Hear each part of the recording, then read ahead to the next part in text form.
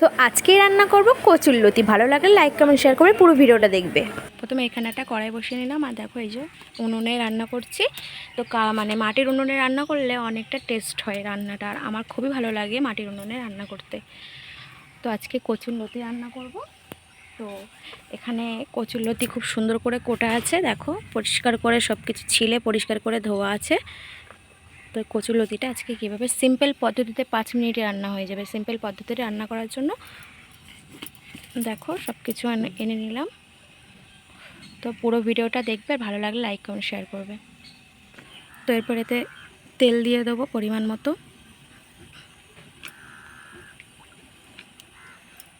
এটা আমি রিফাইন তেল দিলাম, তোমরা চাইলে সরষের তেলও দিতে পারো। আমার রিফাইন তেলটা বেশি ভালো লাগে রিফাইন তেল দিয়ে করলে। তো এরপর এতে পেঁয়াজ কুচি দিয়ে দেবো। পেঁয়াজ কুচি দিয়ে দেবো।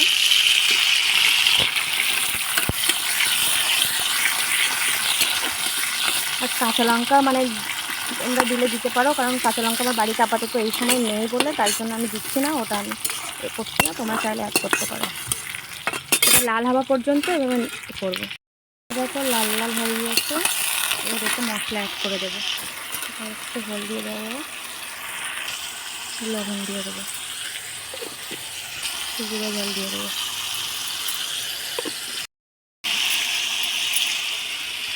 রসুন দিয়ে দেবো, এটা দিলে বেশি টেস্ট হয়। তো ভালো করে নাড়িয়ে নেবো।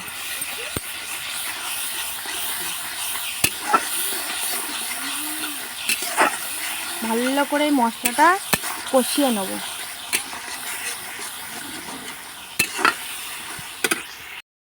তেল আলাদা হয়ে গেছে মশলার জায়গায়, দেখো কত সুন্দর ভালোভাবে কষানো হয়ে গিয়েছে।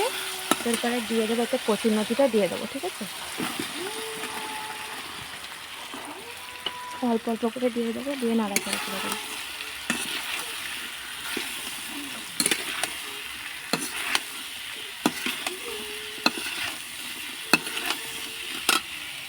বাকিটা প্রথম ভাজা ভাজা হয়ে গেছে।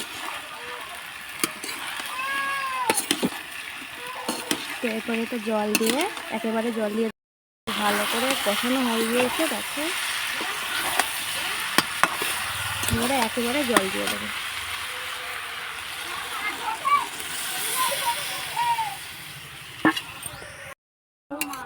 জল দিয়ে দিয়েছি, এবারে একেবারে উপরে দিয়েছি। এবার এটা চাপা দিয়ে দিই। তো এই চাপা দিয়ে দিলাম। তো এটা ভালো করে আরও মানে ঝোলটা মরবে, পোড়ো পোড়ো হবে, তারপর নামিয়ে নেব।